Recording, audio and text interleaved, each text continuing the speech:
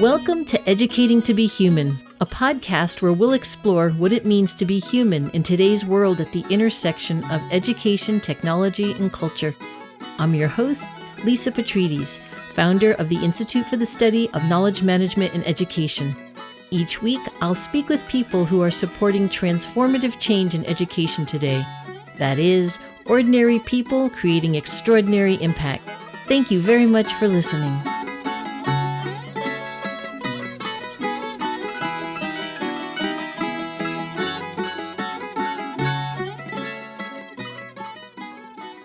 In this episode of Educating to be Human, I have the pleasure of speaking with Ruth Mostern.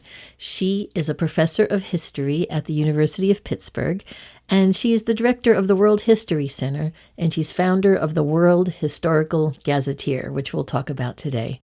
So it's interesting. If you look up the definition of gazetteer, it says it's a spatially and temporally comprehensive database of significant world historical place names. Now, that's a mouthful, but in our conversation today, we're going to dive deep into the origins of this project, as well as its desired impact on how we think about ourselves, our histories, and frankly, our interconnectedness. And what I can tell you is that this is a phenomenally powerful project that Ruth and her team at the University of Pittsburgh and around the world have embarked on. And I'm delighted to welcome Ruth here today to talk about it. So welcome, Ruth. Thank you. And thank you so much for that kind introduction. I'm so happy to be here. Great. Well, I would love to just start with this idea and this kind of concept of place and space. I think when we think about what historians do, we don't often go there and think about space. Right. Well, I love the concept of space and place. And those are terms that are really important to geographers that historians really don't spend as much time talking about. And what geographers know really well and historians don't focus on is that those are not the same thing, space and place. We think of them, I think, in regular language as being almost synonymous. But when geographers think of space, they think of everything that happens on the face of the earth, everything that you can put on a map. And when they think about place, they think about specific named locales that are important to human beings. And as historians, there's so much that we can leverage with that. Space is a really kind of amorphous concept, but place is where things happen. And that's been such a vital concept for me throughout my career. Can you just explain a little bit about what the role of space plays in this sense of our own sort of personal histories in our everyday lives? Yeah, so one of my favorite geographers named Doreen Massey has a line that I quote all the time that says, "Place is the meeting up of histories in space," right? And this idea that the idea of place leverages events and relationships and important occurrences is really exciting. And it's what allows us to put history on the face of the earth, right? Historians are used to asking what happened and what made that happening important.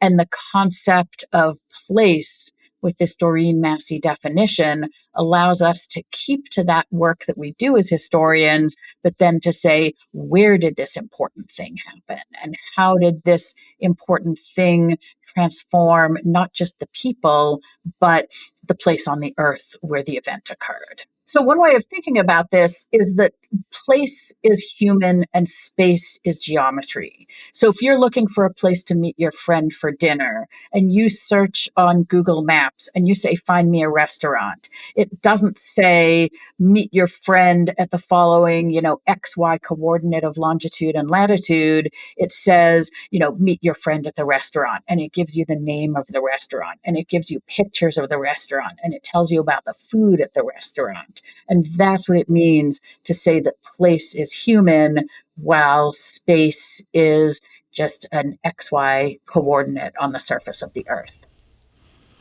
I love it. That makes perfect sense. So Tell us, just so we have a good grounding here. I know we're going to really get into this concept of place and the importance of place, but can you say a little bit, kind of on a high level, what is the World Historical Gazetteer? Just so we have an understanding, kind of going into it. What is this thing? So we can kind of hang our hat on it. Sure. So gazetteer is a rare word for something that's really simple. And a gazetteer is any list of place names. So the index in the back of an atlas is a kind of a gazetteer, and any list of place names can be a gazetteer. And going back hundreds of years, people started in a variety of different cultures to write descriptive gazetteers, where you have the name of a place, some information about where it's located, and usually some information about what important people have been there or what important products are produced there, sometimes some pictures of what happens there.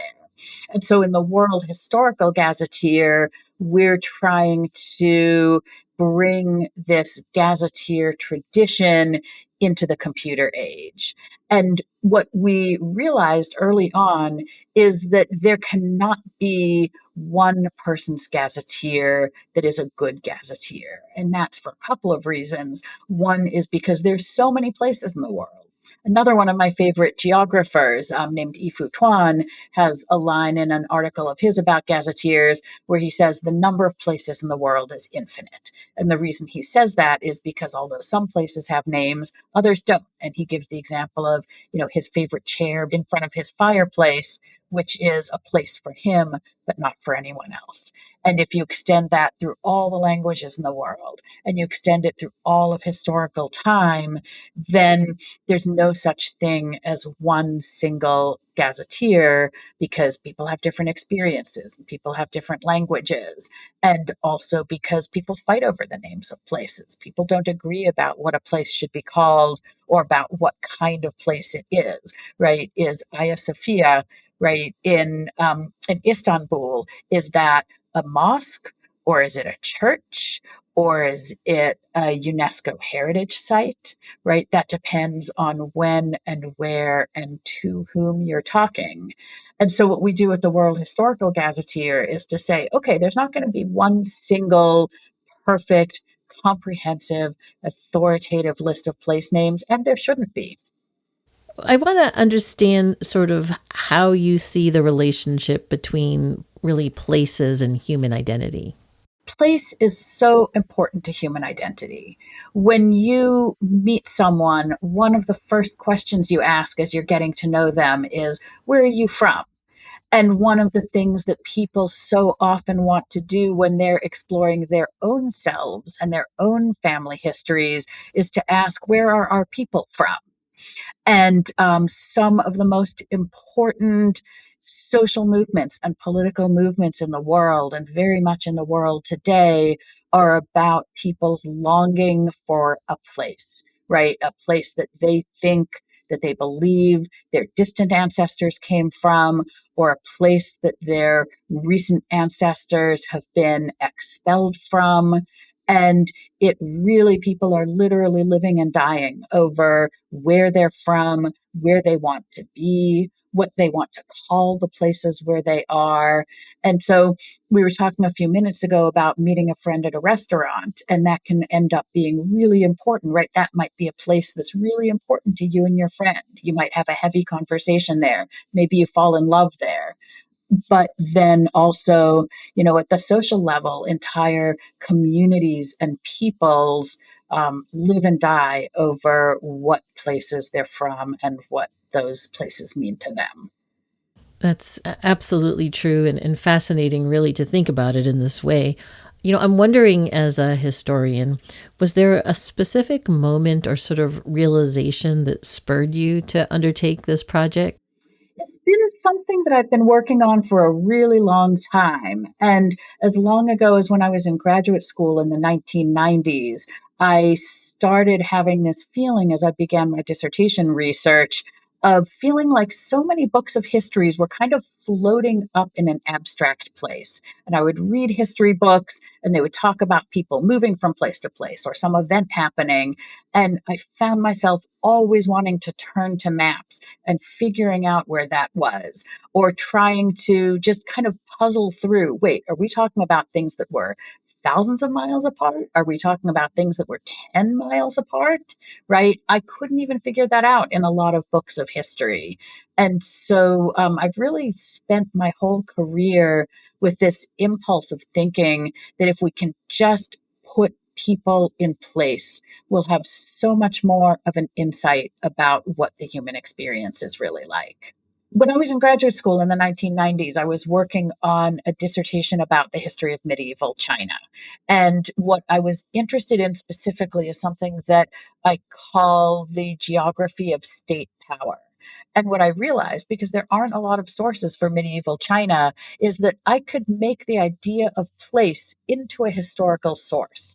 And what I mean by that is that there are cases where I didn't have long descriptive documents, but I did have information that a particular county or a particular province or a particular prefecture was being established or merged at a particular location and at a particular time. And I started just listing those things. And I did not know what a gazetteer was. And I didn't even really know anything about computers at that time, databases or spreadsheets, let alone the internet. And so I started just making lists of places. And I started associating those lists of places with when things were happening. So at such and such a date, the imperial government of the Song dynasty established such and such a county in such and such a place. And I ended up with a list of 1,500 of those instances. And I learned how to put them on maps and I learned how to put them in databases. And I realized that I was moving from having a list of places to having a whole story and whole data visualization about 300 years of history and how this ancient medieval imperial government had changed around what places in its realm it cared the most about. And that's when I got really excited about the possibility of gazetteers and about what it's possible to do with lists of place names.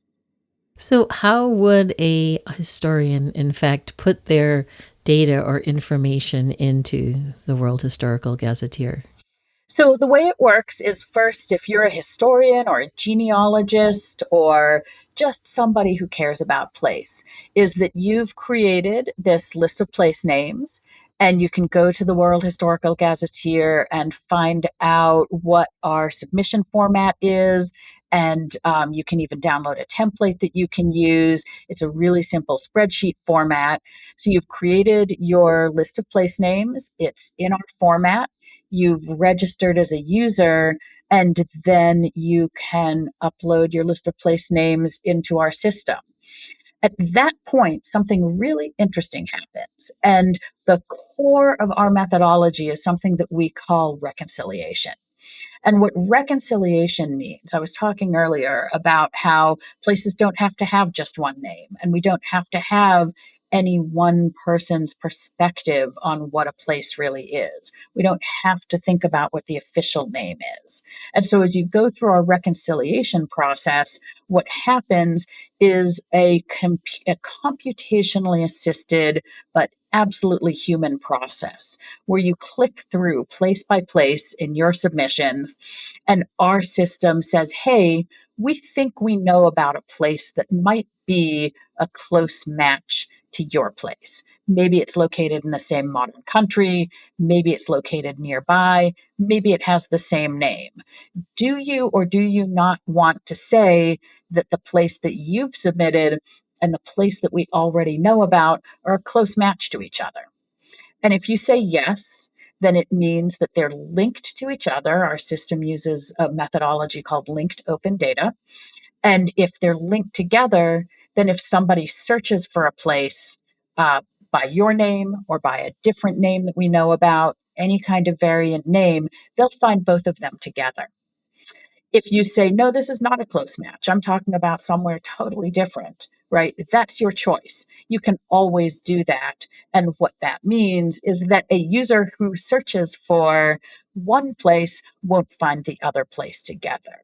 And so it's partly just simply about saying places are or aren't the same in a simple way, but it's also a really just, semantically, ethically, politically powerful thing to do, where every person who submits a list of places can say, according to them, for them as an author, did they consider places to be similar to one another or distinctive from one another? It is my understanding also that so not only do we understand sort of in a geospatial way that this is the same place, but there are also histories about it. There's stories, there's human interaction, there's politics, you're able to see kind of, it's more than 3D. It reminds me of those topographical maps where you can see what's underneath the Earth's crust and then you can go up all these levels, right? It's almost like being able to see history in this very multi-dimensional way. Would that be kind of an accurate description of it? That's absolutely right. In our system, what we have for each of these submissions, we call them an attestation.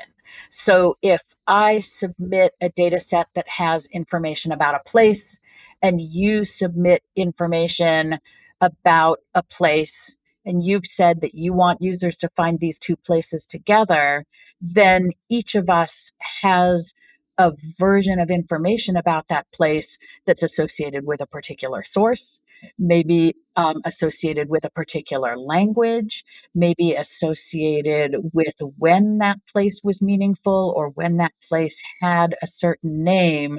And so we're building up a cluster of information about each place. And in fact, for any of our place landing pages, if you zoom all the way in, you can often see that people didn't even submit exactly the same coordinates. And so each place is literally a cluster. It's a cluster of points on the map that together add up to a complex and multivocal idea about what that place is, according to many different people. So it seems to me what this is really getting at in quite an amazing way is how this sense of place is really important to humanity, right? And I wonder if you could talk a little bit about that in terms of its importance to humanity, sort of its role in history, in building civilization, and maybe even in understanding conflict over time. Absolutely. One example that's on my mind a lot right now with the war in Gaza is the way that Israeli and Palestinian people are talking about place and naming place. And one thing I learned recently is that in 1925, so more than 2 decades prior to the founding of the State of Israel, there were already Zionist settler groups that had established a place name commission.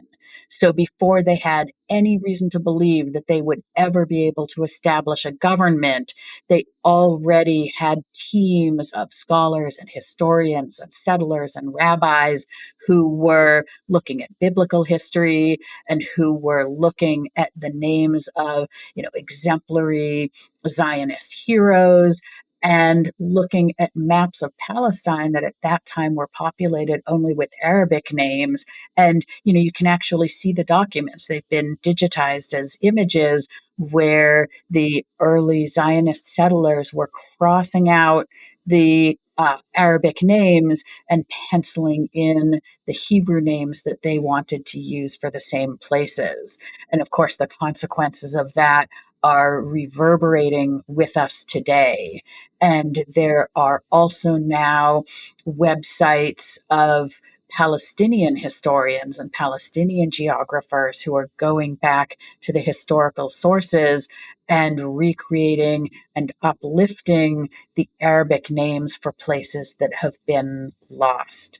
And to me, that's not just, of course, it's a story about conflict and it's a story about how much place and place names and nationalism are linked to each other, but it's also a story about what it's possible to do with computers, where even if Palestinians have lost their homelands, even if their native villages or their native neighborhoods are no longer accessible to them, they are still at least able to reconstruct them in a digital format. There's a website that people can go back to and teach their kids about places that their ancestors came from, or to know what the words are to talk about their longing for places that are lost to them. So it really seems like this work is tied into these larger conversations we're having today in many parts of the world around cultural heritage and memory and identity. Absolutely. And that's really what keeps me going in this project, is that on the one hand, it's a reference work. It's something that I believe and hope any library can use to allow people to search for a place by any of its multiple names and find information about books or resources about that place. And I think in the age of computers, it's really exciting to be able to allow for that kind of multivocal and multivalent search.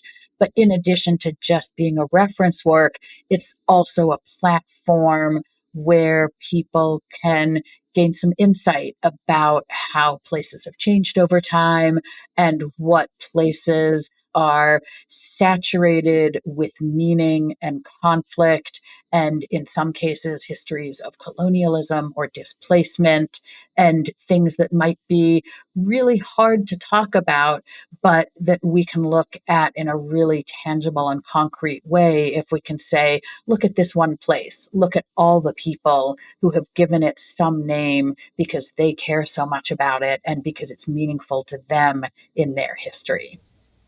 And if I think about how I was taught history or world history, as a seventh or eighth grader, I didn't understand any of that kind of context. How amazing now this could be to be used in educational settings. Like when I learned world history, we learned dates of wars and dates of settlements, and none of the kind of the rich understanding of the place and the events that occurred around them.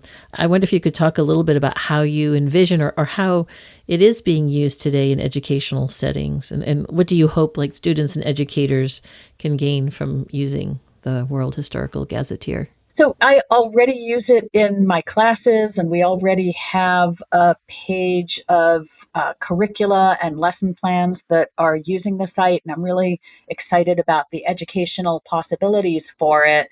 And one really simple thing that is possible to do in a classroom is to ask students to look at places, to follow along. Maybe in their history class or in their literature class, they encounter a place name and they can go to the World Historical Gazetteer, visit the page for that place, and learn more about what is complicated and interesting about it and who has named it what kinds of things.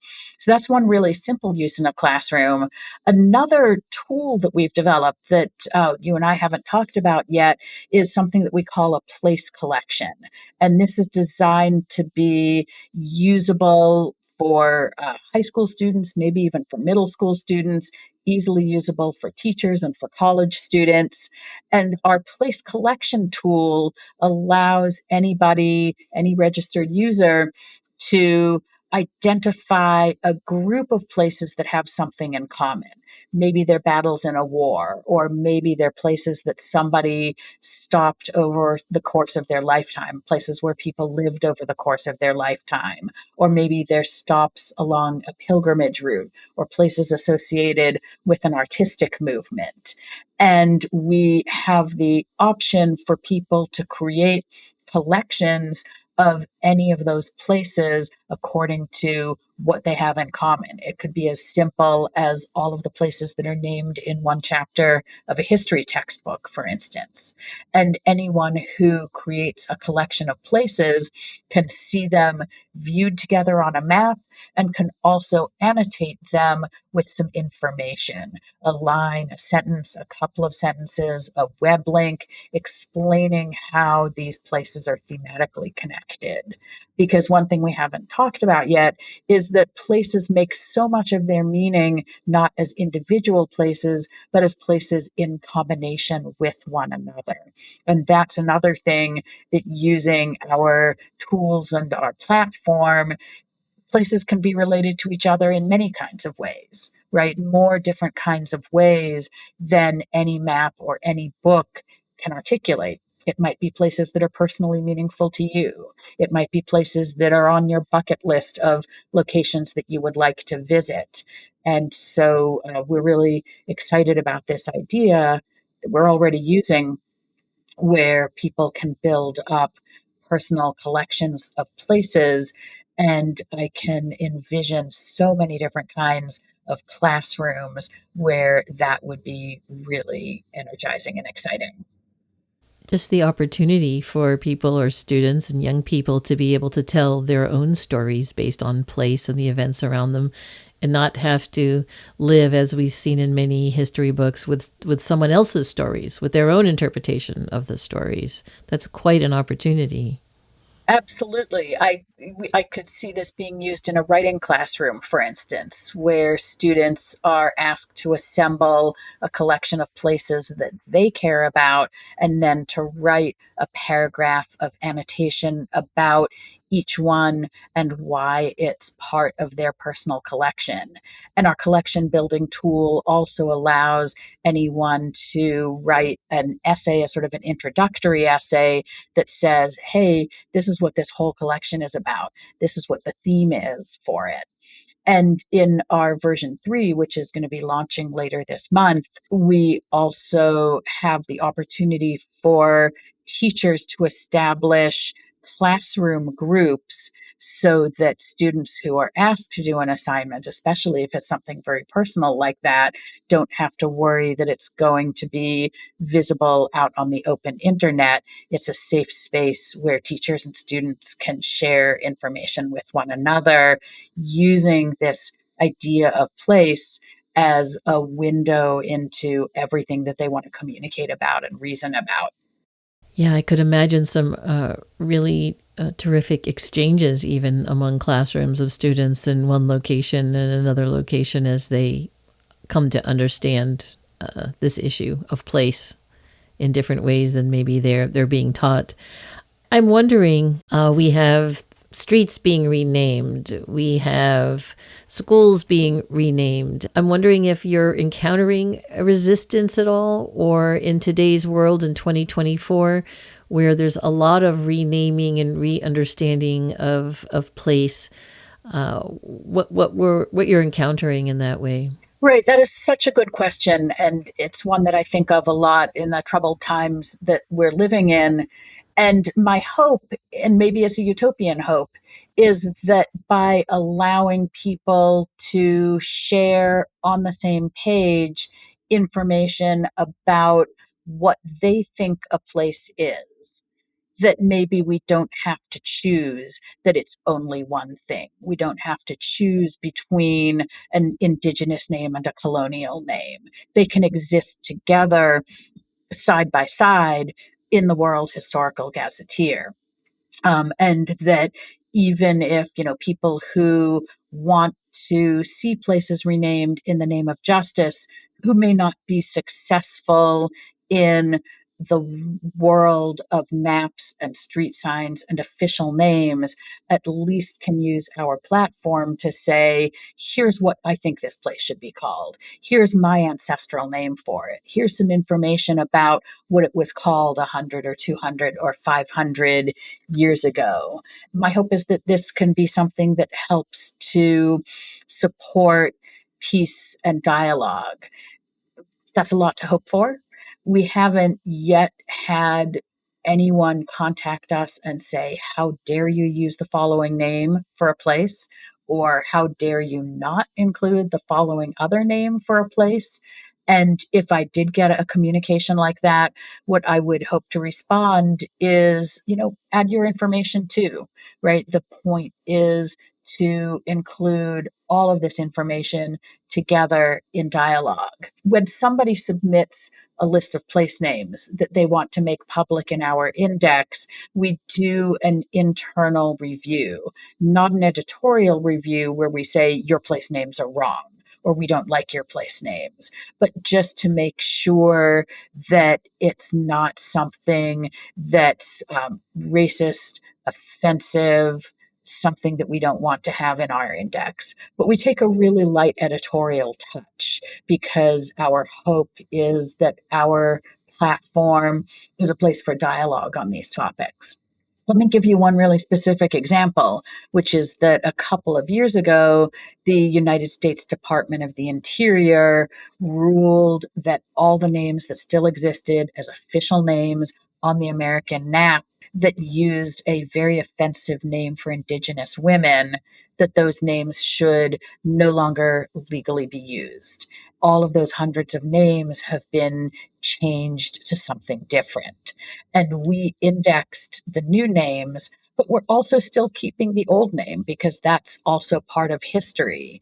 And in the idea that places are meetings up of history in space, the fact that there are both of those names, the fact that one of those names was founded maybe in the 18th or 19th century and then ceased to be used in the 2020s is really profound. We want people to be able to find both those names and to learn a little bit and get a little bit of context about why those names have coexisted and why there's a place that might be known by both of those names.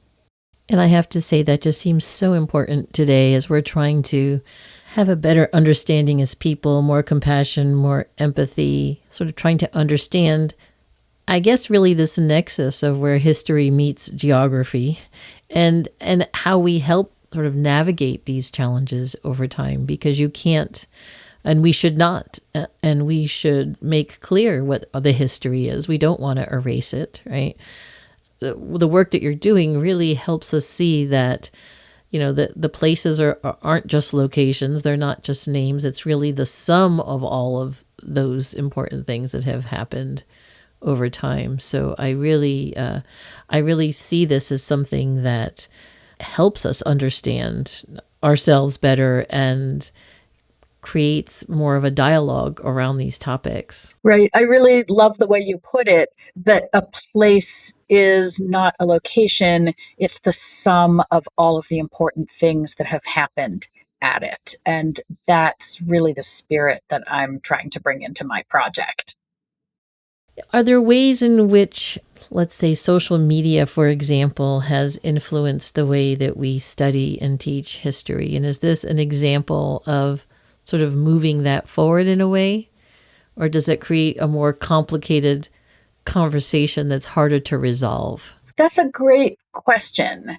My hope about what is possible to do by moving this conversation about place and history onto the internet and into a linked open data format is to be able to make things in a way simultaneously more simple and more complicated. And what I mean by that is that rather than having to go to a whole shelf of books, it's possible to go to one website and to one landing page. That's the simple part.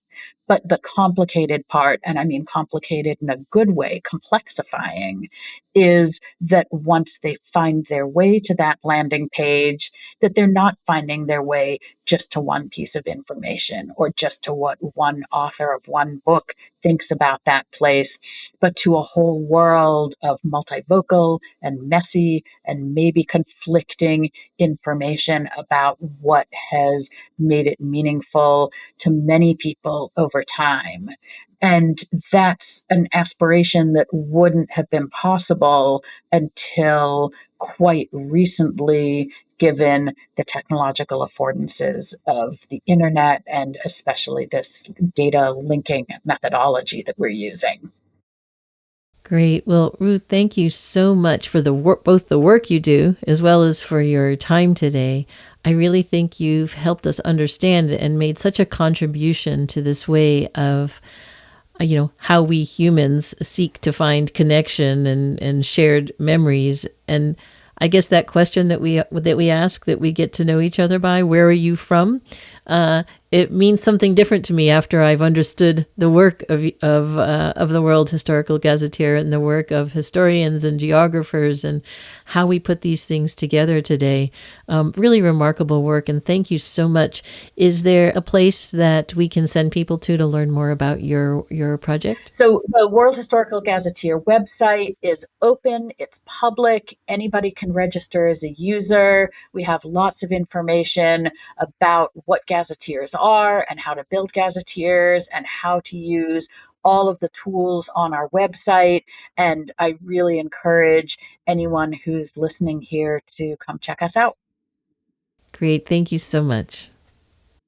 Thank you, everybody, for listening to the show this week. This has been Lisa Petrides with Educating to be Human. If you enjoy our show, please rate and review us on Apple, Spotify, or wherever you listen to your podcasts. You can access our show notes for links and information on our guests. And don't forget to follow us on Instagram and Twitter at Edu2Be-Human. That is EDU to be human. This podcast was created by Lisa Petrides and produced by Eleni Theros. Educating to be Human is recorded by Nathan Sherman and edited by Ty Mayer.